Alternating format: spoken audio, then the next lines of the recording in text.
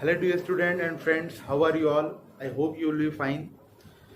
Dear student, आपसे एक छोटी सी रिक्वेस्ट है। वीडियो पे आगे बढ़ने से पहले एक मेरी छोटी सी रिक्वेस्ट है, वो ये है कि आप वीडियो को स्किप मत करिएगा। आप वीडियो को पूरा एंड तक जरूर देखिएगा, अदरवाइज जो मैं आपको देना चाहता हूं, जो आपको चाहिए वो मिल नहीं पाएगा आपको। ठीक है, तो आपसे रिक्वेस्ट है कि आप वीडियो को स्किप करके ना, आप आराम से पूरा बैठ करके 10 मिनट का टाइम आप निकाल के जरूर देखिएगा। पूरा वीडियो स्किप नहीं करना है आपको। ठीक है, आइए चलते हैं टॉपिक पे। जैसे मैंने आपको इंट्रो में बताया था कि सबसे पहले हम आपका ग्रामर का बेस मेंटेन करते हैं। जब हमारा ग्रामर का जो बेस होता है, अगर हम उसे टच करते हैं तो हमारा जो आगे का जो पॉइंट्स होते हैं वो हमारा मेंटेन होता रहता है। ठीक है, अब जैसे हम अगर ग्रामर की बेस की बात करते हैं, ग्रामर अगर हम इंग्लिश मतलब पढ़ना या लिखना या बोलना, अगर हम कुछ भी सीखना या स्टार्ट करना चाहते हैं तो उसकी जो बेस होती है, हमें जो बिगिनिंग होती है, हमें जो हमारा पहला स्टेप होता है वो क्या होता है, आइए चलते हैं। वो पहला स्टेप होता है ग्रामर। ग्रामर क्या है? ग्रामर मीन्स होता है व्याकरण। ग्रामर मीन्स क्या होता है? व्याकरण। अब व्याकरण क्या होता है उसका जरा डिफिनेशन समझते हैं इंग्लिश में। The systematic study and description of language is called grammar. इसका मतलब यह है कि हमें सही ढंग से पढ़ना लिखना बोलना अगर आ जाता है तो वो जो साधन होता है, मतलब कि अब आप दूसरे वे में देखिए, जिस साधन के द्वारा हम इजी से इजी वे में, जिस साधन के द्वारा हम सही ढंग से लिखना पढ़ना बोलना जान जाते हैं, वो व्याकरण कहलाता है। जैसे आप जानते हैं जो पानी होता है, पानी आप ऐसे मतलब इजी वे में समझिए, जो पानी होता है वो भाषा है, वो ठीक है, वो भाषा है जो हम आप बोलते हैं। लेकिन जो व्याकरण है वो क्या है? वो प्यूरिफाइंग मशीन है। आप जानते हैं जो फिल्टर होता है, फिल्टर का काम क्या होता है? पानी को प्यूरिफाई करना। ऐसे ही जो हमारी लैंग्वेज है वो व्याकरण क्या करता है कि लैंग्वेज को प्यूरिफाई करता है, प्योर करता है, मतलब हमारी भाषा को शुद्ध करता है। राइट, तो हम सबसे पहले लैंग्वेज को जानते हैं कि लैंग्वेज एक्चुअली ये ग्रामर क्या है। ग्रामर जो हमारे जो लैंग्वेज जो हम लोग यूज करते हैं, जिसपे जो हम मतलब पढ़ते हैं या लिखते हैं, उसे सही ढंग से शुद्ध करना, प्यूरिफाइंग करना, यही हमारा ये ग्रामर है। और अब चूंकि लैंग्वेज क्या है, देखिए इसी में बातों बातों में बता देता हूं। जो हमारे मन के जो विचार होते हैं, हम अपने मन के विचारों को बोल कर या लिख कर बताते हैं, उसे हम लैंग्वेज कहते हैं। ठीक है, इसके भी आपने जानते होंगे आप, दो तरीके होते हैं, एक रिटन में और एक ओरली, है ना। ठीक है, आइए चलते हैं सीधा टॉपिक पे। तो the systematic study and description of language is called grammar, ये आपका डिफिनेशन हुआ। अब इसमें जो है हम आगे बढ़ते हैं, है ना, वीडियो ज्यादा लंबी हो जाएगी, इसलिए हम सीधा टॉपिक वाइज चलते हैं। अब अगला मैटर ये आता है, ये तो आपका हो गया व्याकरण क्या होता है, पहले हम इंट्रो कराते हैं आपके सीधे टॉपिक से। उसके बाद अगला मैटर आता है कि अल्फाबेट। हम जब एक स्टेप आगे बढ़ते हैं तो हमें सबसे पहले मिलता है अल्फाबेट। अल्फाबेट क्या होता है? अब आप कहीं सर अल्फाबेट तो हम लोग जानते हैं, alphabet this is normal thing. देखिए आप जिस भी लेवल पे हैं, चाहे नॉर्मल पे हो चाहे आप एडवांस लेवल पे हो, आपके पास क्या नॉलेज है क्या नहीं है, वो देखिए यहाँ पे क्या है कि आपको कुछ ना कुछ यूनिक जरूर बताया जाएगा। ठीक है, तो आपके पास जो भी नॉलेज है आप उसे देखिए। यहाँ पे मैंने इंट्रो में भी बताया था कि मैं आपको कुछ समथिंग डिफरेंट करूंगा आप यहाँ पे। ठीक है, तो आप देखिए अल्फाबेट, हमारे आपके दिमाग में ये चीज सेट हो चुकी है कि जो अल्फाबेट होते हैं वो 26 होते हैं। गलत है, अल्फाबेट ओनली 1 होते हैं। अल्फाबेट चाहे हिंदी हो चाहे इंग्लिश हो, वर्णमाला चाहे हिंदी में हो चाहे इंग्लिश में हो, वो एक होता है। अब ये जो आपके सामने यहाँ पे देखिए, आपके सामने यहाँ पे लिखे हुए हैं, मतलब A to Z लिखा हुआ है, ये क्या है? ये डियर स्टूडेंट ये लेटर्स है। क्या है ये लेटर्स है। A to Z जो है ये लेटर्स है। इसका मतलब ये हुआ कि जो अल्फाबेट है ये एक ग्रुप का नाम है। ये जो अल्फाबेट आप देख रहे हैं ये ग्रुप का नाम है, और ये ग्रुप को जब आप एंटर करते हैं ग्रुप में तो आपको ये सारी चीजें मिलती हैं, जिसे हम कहते हैं लेटर। क्या बोलते हैं? लेटर। ठीक, और ये लेटर होते कितने हैं? 26 होते हैं। ये लेटर आपके कितने होते हैं? 26। ओके, अब देखिए इसी में हमें 26 में हमें कुछ स्वर मिलते हैं, कुछ व्यंजन मिलते हैं। आई मीन इन इंग्लिश कुछ वॉवेल्स होते हैं, कुछ कॉन्सोनेंट होते हैं। वॉवेल क्या क्या होते हैं? आइए देखिए, ए, ई, आई, ओ, यू। ये आपके 5 वॉवेल जो आपके सर्कल किए हुए हैं, आप देखिएगा बोर्ड पे जरा, जो आपके सामने सर्कल किया गया है ये 5 वॉवेल है। ठीक है, अब आप ऐसे समझिए कि वॉवेल जो है, वॉवेल्स कितने हो गए हमारे? 5। और जो कॉन्सोनेंट है, कॉन्सोनेंट रेस्ट मोर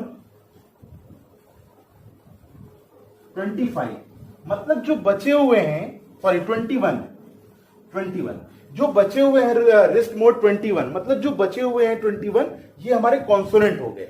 ठीक है, अब डियर स्टूडेंट मैटर आता है कि लेटर क्या है ना, लेटर क्या है। अब आप हमें चूंकि मैं आपको लेटर के बारे में बताता हूं, लेटर क्या है। देखिए लेटर क्या होता है कि जो लैंग्वेज हम लोग यूज करते हैं उसकी सबसे छोटी इकाई, the smallest unit of language which we use in words, मतलब जो हम वर्ड्स में यूज करते हैं, है ना। जैसे जो वर्ड्स बनाते हैं, आप जानते हैं कि जो वर्ड्स होता है, अब देखिए मैं एक नए शब्द, मतलब एक नया चीज का नाम ले रहा हूं जिसे हम वर्ड्स बोलते हैं। क्या बोलते हैं? वर्ड्स। अब ये वर्ड क्या है, आइए सीधा चलते हैं वर्ड्स पे। वर्ड, वर्ड मीन्स क्या होता है? शब्द।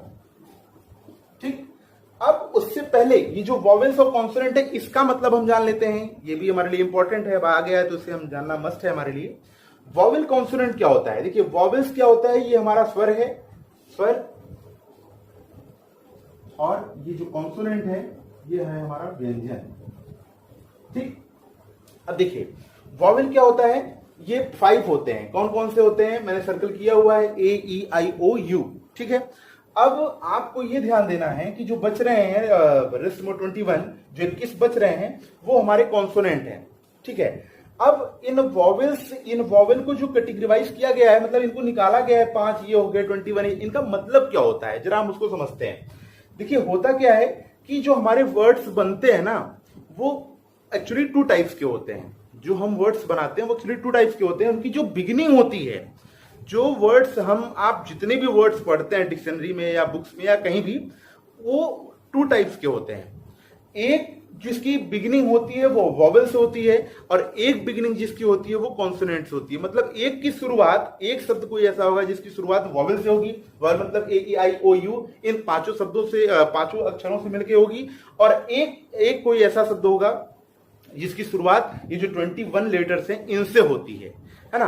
अब इनका आगे का क्या मैटर है वो मैं आपको नेक्स्ट वीडियो में एक्सप्लेन करूंगा। फिलहाल अभी हमारा जो नया टॉपिक आ गया है अभी रिसेंट में, वर्ड क्या है, हम वर्ड को समझते हैं। Word a combination of letters which make a complete या गुड सेंस। देखिए यहां पे मैंने वर्ड का डिफिनेशन लिखा हुआ है, a combination of letters which make a complete sense और गुड सेंस, मतलब कुछ भी कह सकते हो। इसका मतलब यह है कि अक्षरों का एक समूह, अक्षरों का एक समूह जिसका कि सही अर्थ निकले, वो वर्ड कहलाता है। मतलब कि ये है जब हम बहुत सारे कॉम्बिनेशन ऑफ लेटर्स, इसका मतलब क्या है पहले हम ये समझते हैं। कॉम्बिनेशन ऑफ लेटर्स का मतलब होता है कि अक्षरों का एक सही कॉम्बिनेशन, एक सही समूह, हम जब अक्षरों को मिलाते हैं तो उससे एक नया शब्द, एक नया जो है शब्द तैयार होता है। और जब हम सारे अक्षरों को मिलाते हैं ना, तो देखिए उसमें क्या होता है कि सारे अक्षरों के मिलाने पर, जब हम शब्दों को मिलाते हैं तो उससे क्या होता है कि एक नया शब्द तैयार होता है, एक नई चीज तैयार होती है, और उसका अगर मीन्स भी निकलता है, अगर उसका मतलब भी निकलता है, तो वो वर्ड कहलाता है। ठीक है, जैसे एग्जांपल लेते हैं हम बी और BOY। अब आप समझिए, मैंने एक लेटर यहां से उठाया, दूसरा यहां से और तीसरा यहां से, BOY। अब इन तीनों लेटर्स को मैंने इकट्ठा किया, कंबाइन किया, और कंबाइन करने के बाद हमें क्या मिल रहा है कि ये एक नया लेटर तैयार हो गया, मतलब कि एक नया वर्ड, एक नया वर्ड तैयार हुआ। इट मीन्स क्या हुआ? BOY, बॉय मीन्स लड़का, है ना, आप जानते हैं। ऐसे ही हम अगर कोई दूसरा वर्ड लेते हैं, A, उसके बाद PPLE,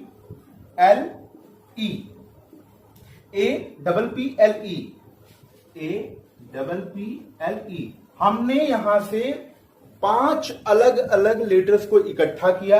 इकट्ठा करने के बाद हमने उनको लिखा, तो हमें ये मतलब उनका एक सेंस भी बना, है ना, उनका एक सेंस बना, वो बना वर्ड। मतलब हम इसे वर्ड बोल सकते हैं। क्यों? क्योंकि इनका एक सेंस भी निकला। ये नहीं कि आप कोई भी वर्ड मिला दो, है ना। जैसे यहाँ पे सी लिखा हुआ है, आप सी को ऐड कर लो, डी को ऐड कर लो, एफ कर लो, तो जो सी डी एफ आप बनाएंगे ये कोई वर्ड नहीं है, ये क्रॉस है, ये गलत हो जाएगा।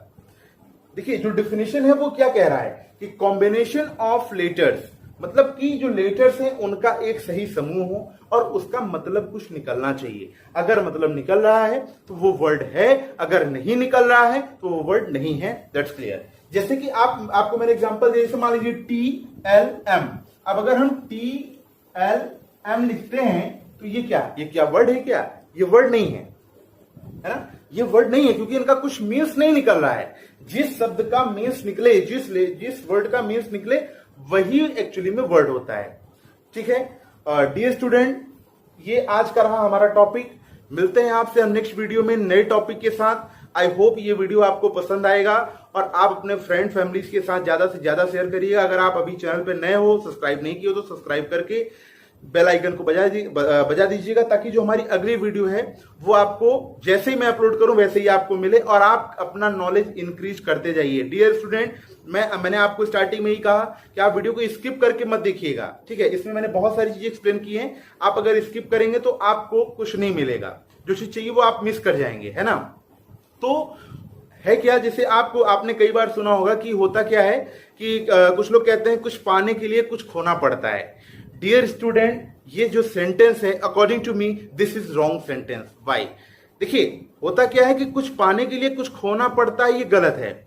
हमें कुछ पाने के लिए कुछ देना पड़ता है, हमें खोना नहीं पड़ता है। हमें कुछ पाने के लिए कुछ देना पड़ता है। देना क्या पड़ता है? हमें एफर्ट्स देना है, हमें टाइम देना है ना। हमें टाइम देना है, हमें एफर्ट्स देने हैं, हमें कैसे भी करके अपने माइंड को कंसंट्रेट करना है। ये सारी चीजें अगर आप देंगे तो डेफिनेटली आपको कुछ ना कुछ जरूर मिलेगा।